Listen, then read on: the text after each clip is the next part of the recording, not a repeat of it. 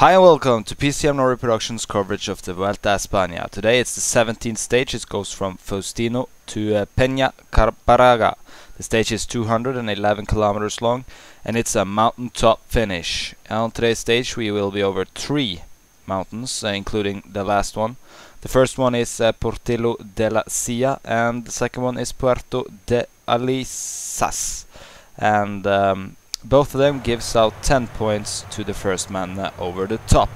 On the first intermediate sprint of the day in Casal La Reina, it was Wouter Poels from Vacansoleil who captured 4 points and was the first man over the line. That group later got caught by the peloton, and a new group broke away from the peloton. And then we came to Medina de Pomars, and Oliver Kaysen from Omega Lotto captured 4 points in front of Karsten Krohn from BMC and Nicolas Vaugondi from Cofidis. And that group have at most 8 minutes and 49 seconds down to the peloton. And in that group was Gavassi from Lampre, Benitez from Andalusia, Talansky from Garmin, Vaugondi from Cofidis, Lagutin from Vacansoleil, Madrasso from Movistar, Kashachkin from Astana, Lusada from Katusha, Bert Grubsch and Matthew Goss from HTC, Karsten Krohn from BMC, Cataldo, Quickstep, Oliver Kaysen, Omega from Lotto, and Doi from Skill Shimano. And Caralto was also the first man over Portillo de la Sía. So now it's time to end our recap footage and tune in live on the 17th stage of the La Vuelta España. So hang with us!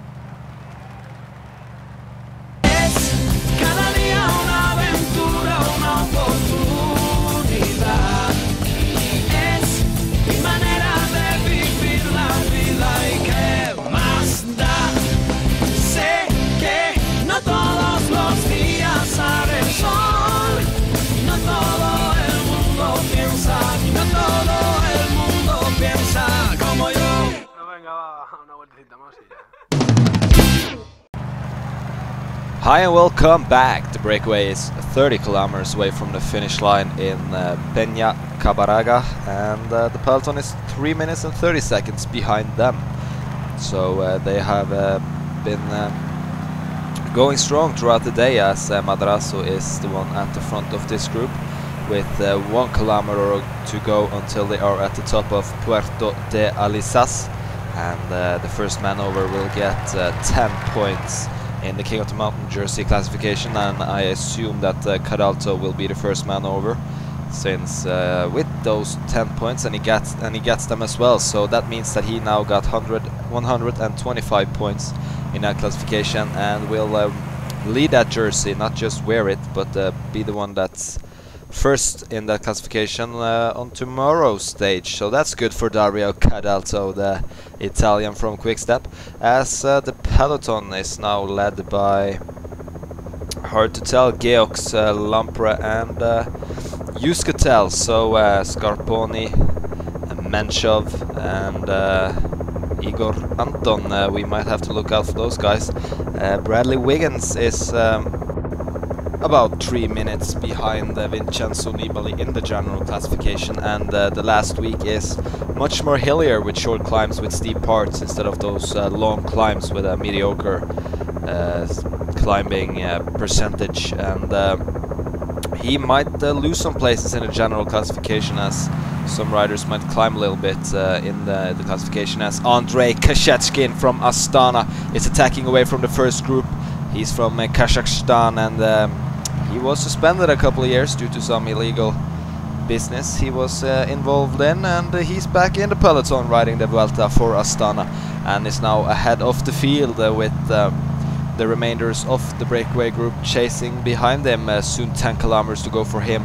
He might hold off. In his glory days, with some glory stuff in his veins, he was a pretty good climber, and the finish today is pretty steep and pretty short compared to what we had our hands on in the second week. So 10 kilometers to go for Andrei Kashachkin, 15 seconds is the second group behind, and the peloton is 2 minutes and 25 seconds behind them. I think that the winner might be sitting in this group right here. Andrei Kashachkin might have shown his cards a little bit too soon, and the peloton, as far as I know and has gotten reports about, they are chasing in a very high speed behind. So if they don't figure out who's going to be at the front pulling and everybody contributing, they will be caught, even though it's under 10 kilometers to go, and the peloton is not so far behind. They have been having a good pace as Igor Anton from Yuskotal is attacking from the peloton.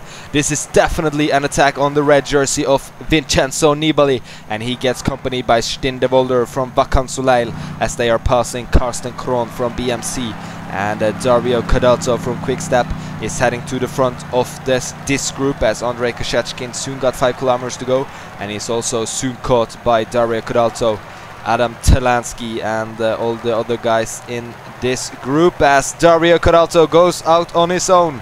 He didn't get much help from the others, so he is now on his own, closing the gap up to Andrei Kashechkin.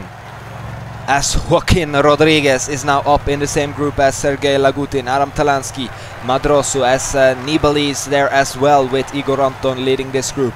So Vincenzo Nibali defending himself pretty fairly against the attacks by the Spaniards, Igor Anton and Joaquin Rodriguez, as Kashechkin and Cadalso is off again, but it doesn't look like they are getting much of a gap.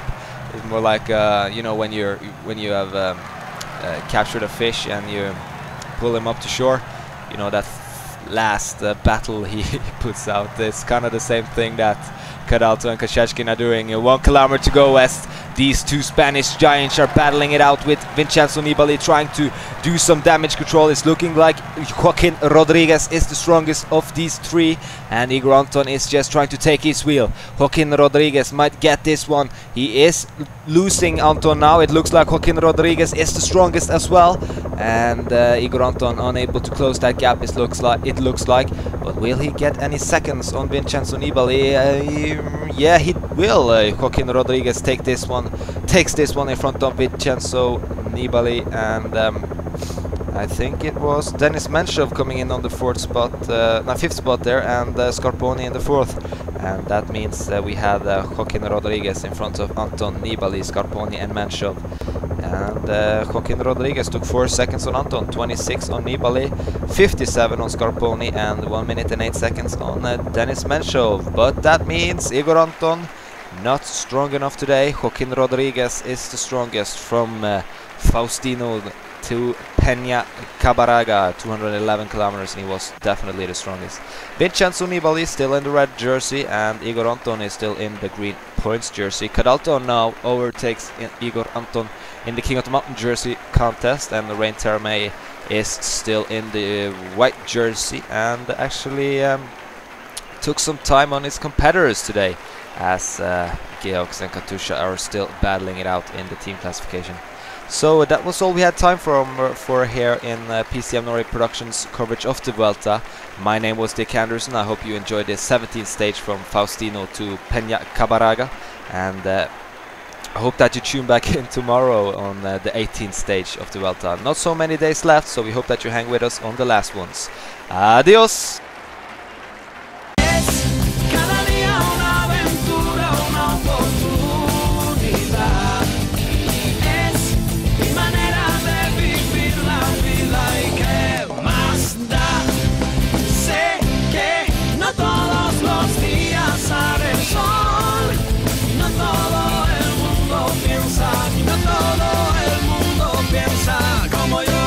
Venga, va, una vueltecita más y ya.